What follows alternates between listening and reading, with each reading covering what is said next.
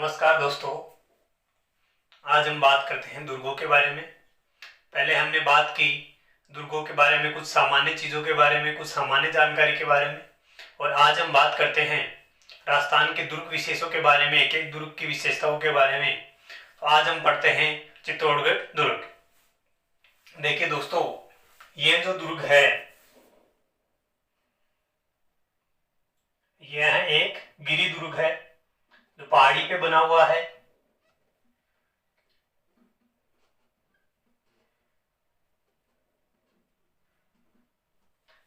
यह है एक गिरी दुर्ग है जो समुद्र तल से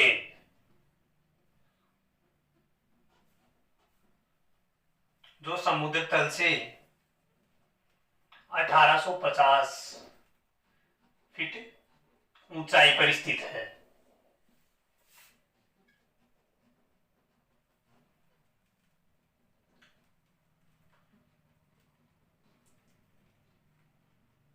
देखिए दोस्तों, आप नोट्स बनाना चाहो साथ साथ बना सकते हो। यह एक गिरी दुर्ग है जो समुद्र तल से 1850 फीट की ऊंचाई पर स्थित है। यह दुर्ग मेसा के पठार पर स्थित है। मेसा के पठार पर।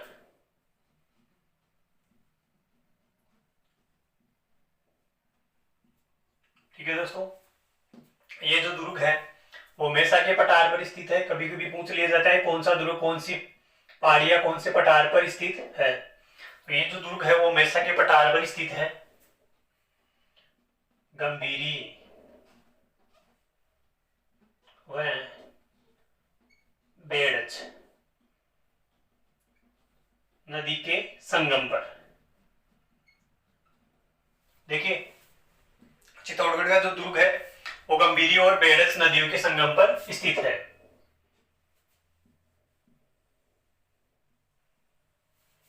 ठीक है दोस्तों,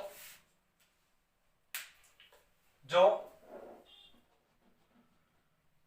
8 किलोमीटर लंबा और लगभग 3 किलोमीटर चौड़ा है। इसकी जब लंबाई की बात करें दोस्तों तो वो है 8 किलोमीटर और चौड़ाई है वो लगभग 3 किलोमीटर। तो अब हम बात करते हैं इसके कुछ उपनामों के बारे में। इसके कुछ अन्य उपनाम भी हैं, कई बार उपनामों से भी क्वेश्चन आता है। तो अब हम बात करते हैं उपनामों के बारे में। इस दुर्ग के जो उपनाम है वो क्या क्या है। तो देखिए दोस्तों, इसे कहा जाता है दुर्गों का सिरमौर। दुर्गों का सिरमौर। दुर्गों का सिरमौर चित्तौड़गढ़ है। और दुर्गों का या जो नृत्यों का सिरमौर है दोस्तों, याद रखना, वो है घूमर नृत्य। घूमर नृत्य को नृत्यों का सिरमौर कहा जाता है। और जो दुर्गों का सिरमौर है वो चित्तौड़गढ़ को कहा जाता है राजस्थान या चित्तौड़ का गौरव।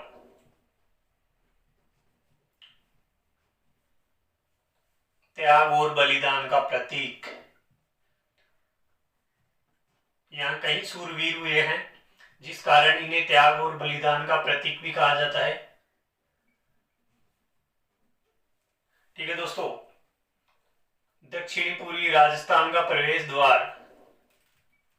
दक्षिणी पूर्वी राजस्थान का प्रवेश द्वार भी इसी दुर्ग को कहा जाता है। एक हम बात करें मालवा का प्रवेश द्वार। मालवा से आते ही पहले चित्तौड़गढ़ क्रॉस करना होता है, तो मालवा का प्रवेश द्वार भी इस दुर्ग को कहते हैं। इस दुर्ग में अब तक 3 साके हुए हैं, इस कारण इस दुर्ग को सर्वाधिक साकों वाला दुर्ग,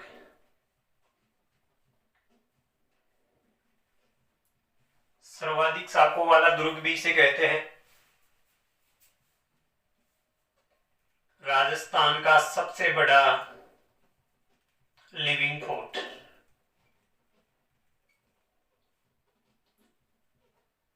देखिए, ये राजस्थान का सबसे बड़ा लिविंग फोर्ट भी कहते हैं इसको। और ये एकमात्र दुर्ग है जहां पे खेती भी की जाती है।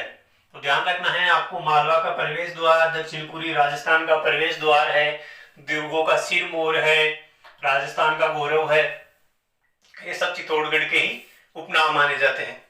अब हम बात करें इस दुर्ग का जो निर्माण किसके द्वारा करवाया गया दोस्तों, तो इस दुर्ग का जो निर्माण है वो मौर्य शासक चित्रांगद मौर्य के द्वारा करवाया गया था। और इस दुर्ग के जो आधुनिक निर्माता है वो माना जाते हैं महाराणा कुंभा को, जिन्होंने इस दुर्ग के चारों ओर एक सर्पिलाकार मार्ग का निर्माण करवाया था। तो हम बात करें निर्माण के बारे में,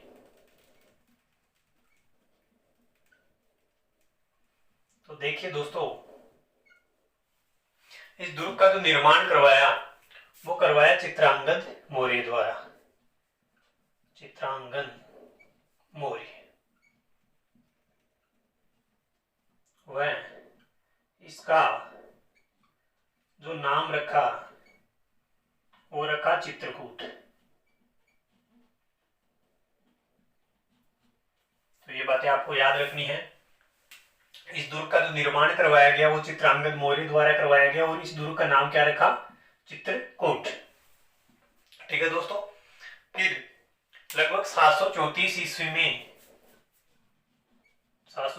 ईस्वी में बप्पा रावल, जो गुहिल वंश का प्रथम प्रतापी शासक था, या गुहिल वंश का जो संस्थापक है बप्पा रावल या कालभोज,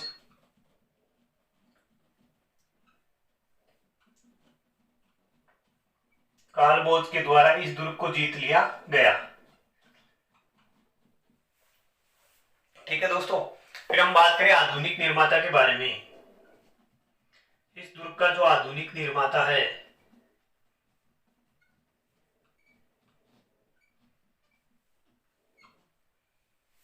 आधुनिक निर्माण किसने करवाया, तो इस दुर्ग का जो आधुनिक निर्माण करवाया वो करवाया महाराणा कुंभा द्वारा। ठीक है। महाराणा कुंभा ने दोस्तों इस दुर्ग के चारों ओर कुछ सर्पिलाकार मार्ग का निर्माण करवाया, सर्पिलाकार मार्ग।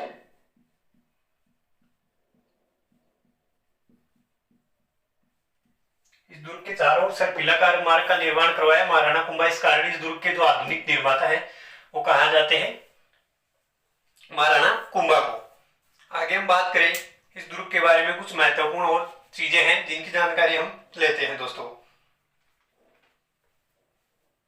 तो देखिए आगे हम पढ़ते हैं इस दुर्ग के कुछ महत्वपूर्ण चीजों के बारे में।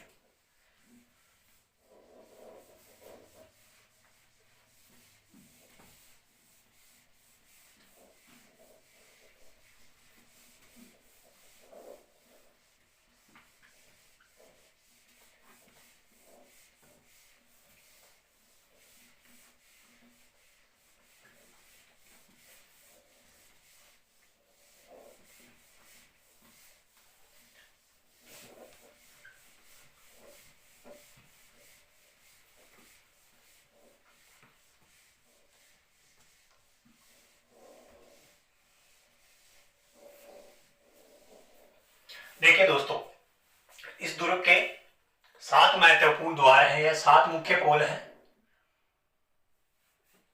7 पोल या प्रवेश द्वार।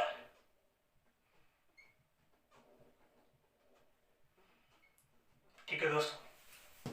पहला जो प्रवेश द्वार है, इस दुर्ग का जो पहला प्रवेश द्वार है दोस्तों वो है पाड़न पोल।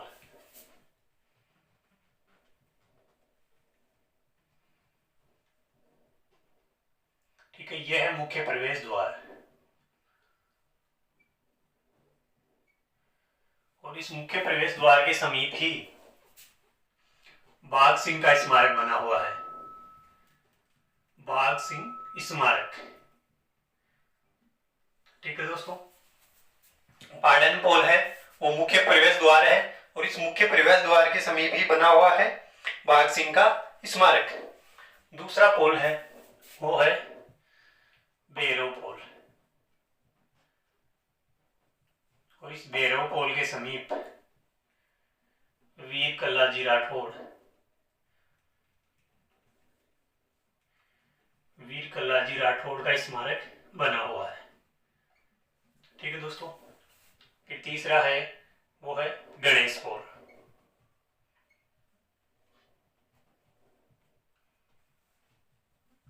फिर है हनुमान पोल।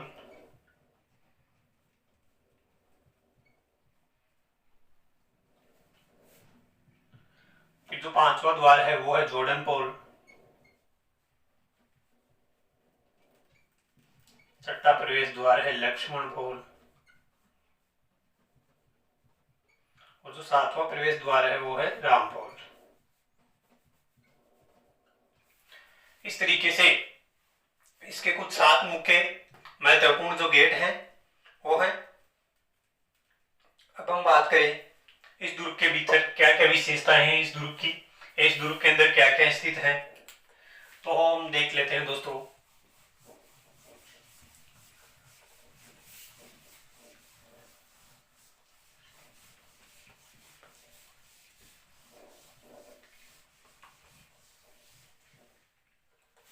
देखिए,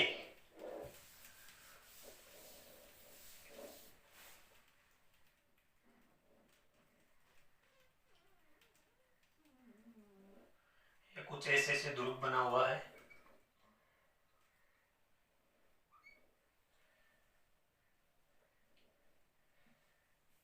ठीक है दोस्तों,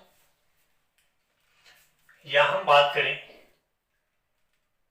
तो यहां बना हुआ है कृष्ण मंदिर। इसको मीरा मंदिर भी कहा जाता है। ठीक है, और इस दुर्ग के बीच में दोस्तों यहां पे बना हुआ है एक बड़ा सा विजय स्तंभ, या जिसको हम कीर्ति स्तंभ भी कहते हैं, विजय स्तंभ। ठीक है दोस्तों, विजय स्तंभ या कीर्ति स्तंभ ऐसे से बना हुआ है। और यहां बना हुआ है एक जैन कीर्ति स्तंभ, जैन कीर्ति स्तंभ। ये 7 मंजिल का है, ये 9 मंजिल का है। इस पे अभी ध्यान नहीं देना, इसका अलग से हम पढ़ाएंगे डिटेल में विजय स्तंभ के बारे में और जैन कीर्ति स्तंभ के बारे में। अभी आपको इतना ही ध्यान रखना है, यहाँ विजय स्तंभ और जैन कीर्ति स्तंभ है। इसी विजय स्तंभ को कीर्ति स्तंभ भी कहा जाता है, ये जैन कीर्ति स्तंभ है। ठीक है दोस्तों, यहाँ पे बना हुआ है, फिर यहाँ एक मंदिर बना हुआ। देखिए इस दुर्ग में कुछ अनेक महत्वपूर्ण मंदिर बने हुए हैं। वराह मंदिर, वराह मंदिर। एक मंदिर है जिसका नाम है कुंभस्वामी मंदिर, कुंभस्वामी मंदिर। इन दोनों ही मंदिरों का जो दोस्तों निर्माण करवाया गया वो महाराणा कुंभा के द्वारा करवाया गया। और ये जो दोनों ही दुर्ग है वो गुर्जर प्रतिहार या प्रतिहार कालीन महामारू शैली में निर्मित है, वराह मंदिर और कुंभस्वामी मंदिर। तो इनका जो निर्माण करवाया गया वो करवाया गया महाराणा कुंभा के द्वारा। ठीक है दोस्तों, आगे हम बात करें, फिर यहाँ पे मंदिर बना हुआ है, यह है कालिका माता मंदिर।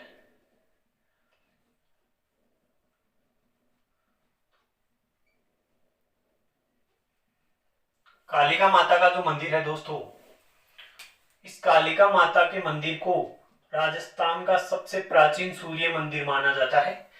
विदेशी शासकों द्वारा फिर इसे खंडित करवा दिया गया, लेकिन जो कालिका माता का मंदिर है वो राजस्थान का प्रथम सूर्य मंदिर माना जाता है। फिर है तुलजा भवानी मंदिर या तुलजा भवानी मंदिर।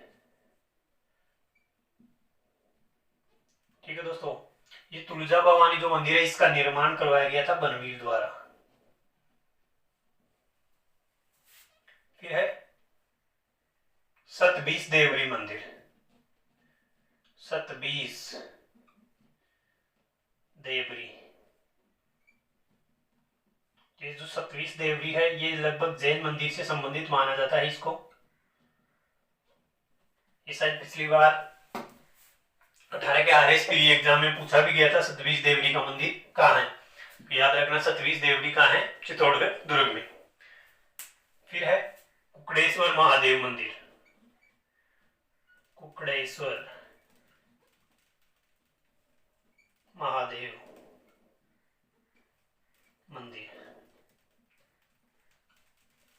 इसमें एक और मंदिर बना हुआ है जिसको कहते हैं समिदेश्वर या मोकल मंदिर भी जिसे कहते हैं। ठीक है दोस्तों, ये कुछ हो गए महत्वपूर्ण मंदिर। फिर इसमें कुछ महल भी मिलते हैं, मुख्य महल, जिनमें हम बात करें फतेह प्रकाश महल।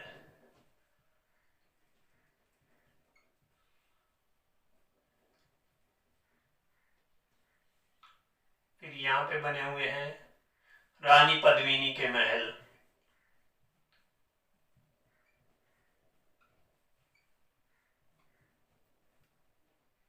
ठीक है दोस्तों, गोरा बादल के महल।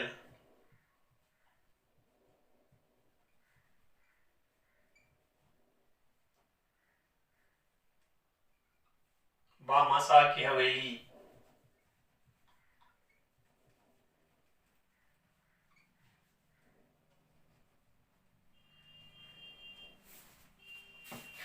ये सब चित्तौड़गढ़ दुर्ग के भीतर है। फिर यहाँ पे संत रैदास की छतरी भी बनी हुई है, जो मीराबाई के गुरु थे संत रैदास की छतरी। इसके अलावा दोस्तों नवलखा भंडार भी यही है, चित्तौड़गढ़ दुर्ग में ही है नवलखा भंडार। ठीक है दोस्तों, तो ये तो होगी कुछ मुख्य महत्वपूर्ण बातें। इसके अलावा जो जौहर महल है दोस्तों, वो जौहर महल भी इसी चित्तौड़गढ़ दुर्ग में बने हुए हैं। फिर हम बात करें, यहाँ है श्रृंगार चौरी। श्रृंगार चौरी,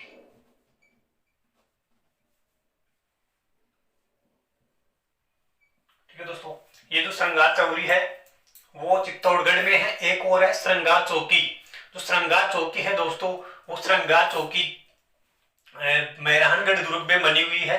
जब मारवाड़ शासकों का राज तिलक होता था, यहाँ कोई राज तिलक नहीं होता है, ये सिर्फ है श्रृंगार चौरी। और इस श्रृंगार चौरी का जो निर्माण करवाया गया वो करवाया गया वेलका द्वारा। वेलका ने इसका निर्माण करवाया। और इस श्रृंगार चौरी में महाराणा कुंभा की जो पुत्री थी रमाबाई, इस रमाबाई का यहाँ विवाह हुआ था श्रृंगार चौरी में मंडलीप के साथ। ठीक है दोस्तों, तो श्रृंगार चौकी है वो मेहरानगढ़ दुर्ग में है, श्रृंगार चौरी है वो चित्तौड़गढ़ दुर्ग में है। अब इसके अतिरिक्त कुछ अन्य तथ्यों की हम बात करें तो इस दुर्ग पर जो सर्वप्रथम आक्रमण किया गया, या इस दुर्ग पर सर्वप्रथम आक्रमण जो हुआ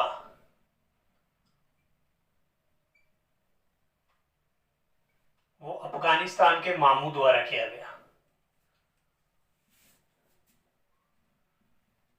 मामू अफगानिस्तान के शासक थे। ठीक है दोस्तों, और ये एकमात्र ऐसा दुर्ग है दोस्तों जिस दुर्ग के भीतर खेती की जाती है। तो अब आप इसका स्क्रीनशॉट ले सकते हैं।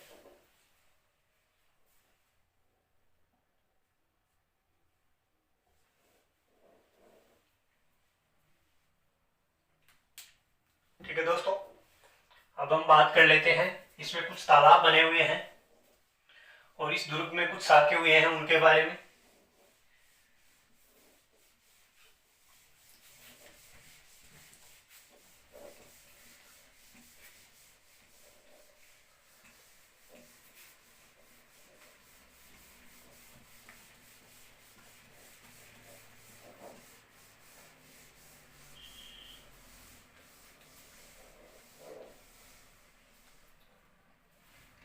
देखिए दोस्तों, ये एकमात्र ऐसा दुर्ग है,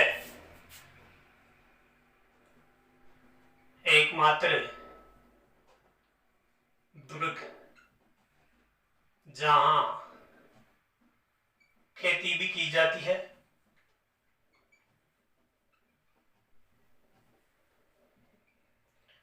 और यहाँ पे कुछ तालाब बने हुए हैं। रत्नेश्वर सागर तालाब,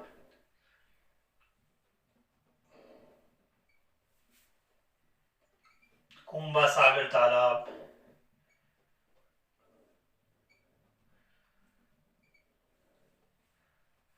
हाथीसागर तालाब,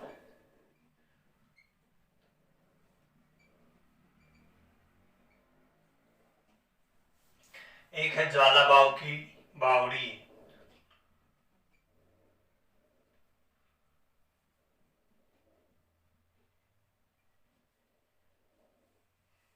तो ये कुछ इसमें तालाब बने हुए हैं। एक है भीमलत कुंड, ये भी इसी में है, भीमलत कुंड। अब हम बात कर लेते हैं इस चित्तौड़गढ़ दुर्ग में कुछ साक्ष्य हुए हैं, उन साक्ष्यों के बारे में।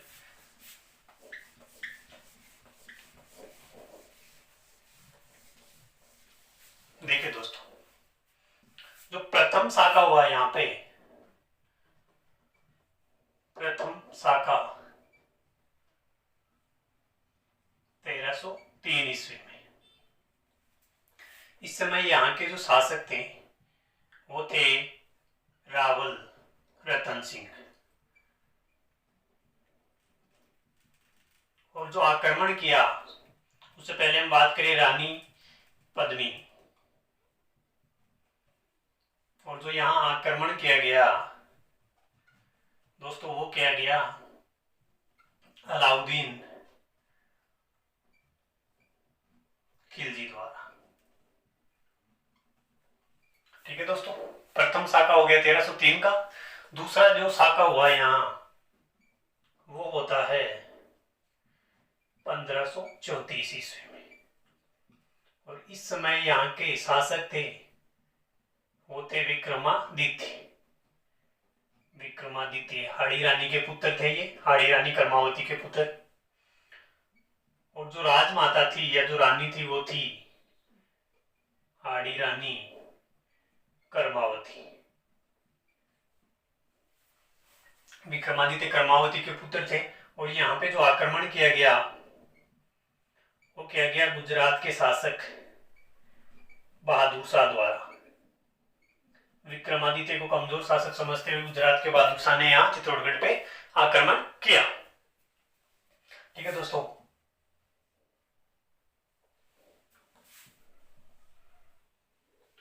तीसरा जो शाखा होता है यहाँ पे वो होता है 1568 ईस्वी में। ठीक है दोस्तों, 1568 ईस्वी में। और इस समय यहाँ के जो शासक थे वो शासक थे उदय सिंह, महाराणा उदय सिंह यहाँ के शासक थे। रानी मानते हैं हम फूल कंवर। ठीक है दोस्तों, और यहाँ पे जो आक्रमण किया वो किया गया अकबर द्वारा। और यहाँ जोहर किया गया जयमल मेड़तिया और पत्ता सिसोदिया द्वारा। इनके द्वारा जोहर किया गया और फूल कंवर द्वारा जोहर किया गया, और इन शासकों द्वारा केसरिया किया गया। यहाँ जो केसरिया करते हैं वो करते हैं बाघ सिंह। तो ये पढ़ा हमने चित्तौड़गढ़ दुर्ग के बारे में कुछ महत्वपूर्ण जानकारी। नेक्स्ट क्लास में हम पढ़ते हैं अगले दुर्ग के बारे में। थैंक यू दोस्तों।